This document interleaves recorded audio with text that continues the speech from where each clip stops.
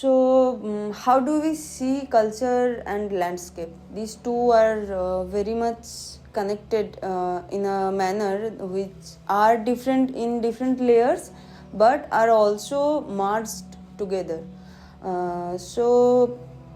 What is the role of a culture in a landscape? So if we want to navigate like how a culture is becoming a process to read a landscape, and the ritualistic culture is also the same in that manner. And if we really observe from a religious perspective, various religions create a way or a process to engage with the landscape, which is most of the time manipulated, and that manipulation resulted in a situation where these kind of landscape are not visible right now.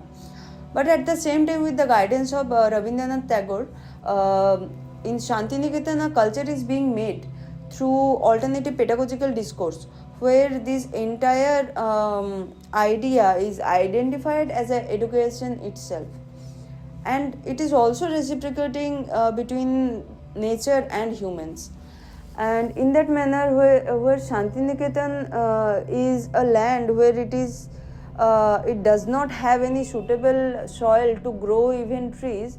The sole intention of this entire pedagogical discourse and engagement converted this entire land into a totally breathing forest.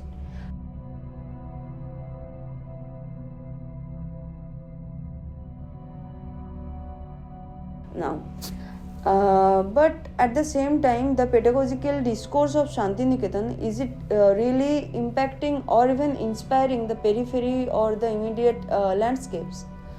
See, for instance, one of our member of GABA, Rabiul, he himself is from this district of Birbhum, a part of this landscape by birth.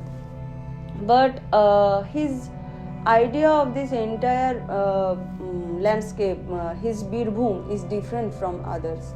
In his previous project called Camouflage Gun Culture of Birbhum District, there he exposed a side of this landscape which is totally different from the popularly known identity of Birbhum.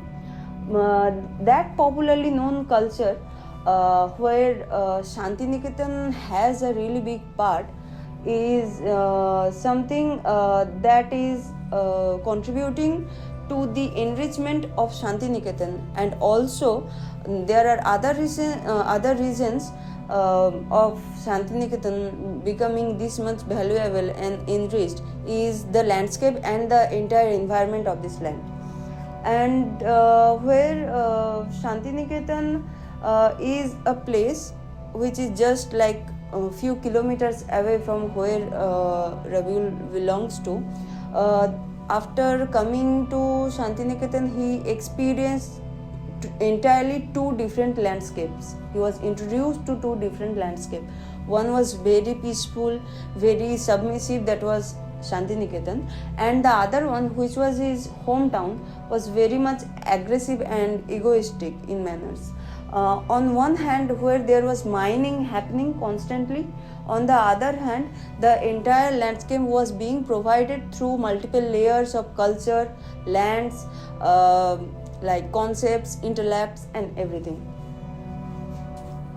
So now that we are also making our space, GABA, this natural question really pops up, that how do we see that in this present scenario?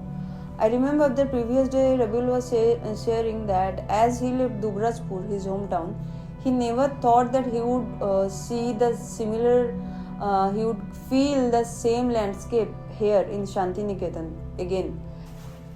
I am very much worried about the way this landscape is changing.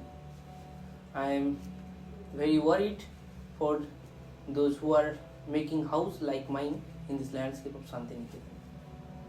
Are those houses being used for staying or keeping only? Are these houses, are they becoming home or assets? Where the land of river are not more its own, but being our oval land.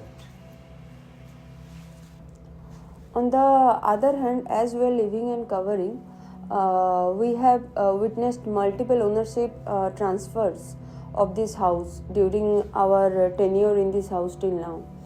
And these multiple ownership transfers are also a evidence that a lot of people want to become a part of Shantiniketan. And the intention may be reasonable, but the process of becoming or trying to become a part of this land of Shantiniketan and this landscape, the process itself is somehow disturbing the landscape.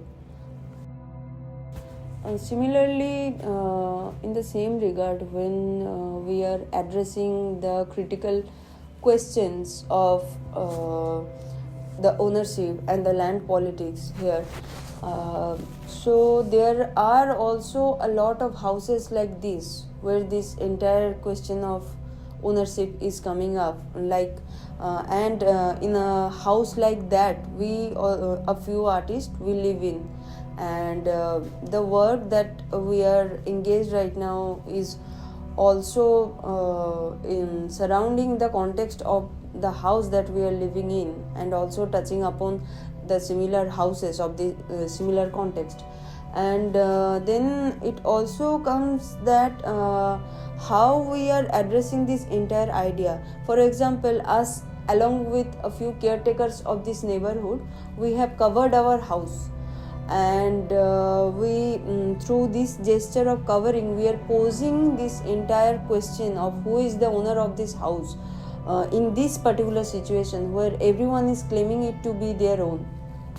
So here the shrinkage of land is happening because of the constant public land acquisition in Shantiniketan, where the accessibility of the public is limited due to this taking over of land, and the suppressed scenario of this land politics in Shantiniketan has now been a matter of concern, which opens up a wide area of alternative approach towards understanding, identifying the land and land politics.